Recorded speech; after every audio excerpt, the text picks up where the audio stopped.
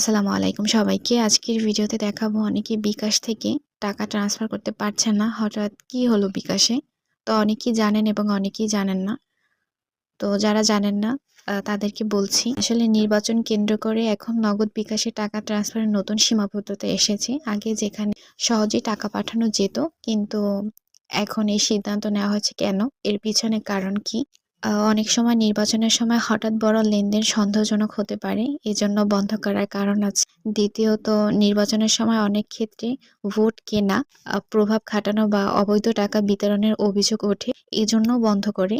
এজন্য সরকার ও নিয়ন্ত্রক সংস্থাগুলো চায় নির্বাচন যেন শান্তিপূর্ণ ও সুষ্ঠুপূর্ণ হয়। এজন্য বড় অঙ্কে টাকা পাঠানো যাবে না। তো আপনারা দৈনিক ১,০০০ টাকা পাঠাতে পারবেন জাস্ট একবারই।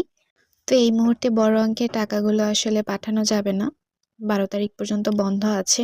আপনারা ১৩ তারিখ থেকে কার্যক্রম শুরু করতে পারবেন। তো আজকের ভিডিওটি এই পর্যন্তই। ভিডিওটি ভালো লাগলে অবশ্যই লাইক, কমেন্ট, শেয়ার এবং সাবস্ক্রাইব করবেন। আল্লাহ হাফেজ।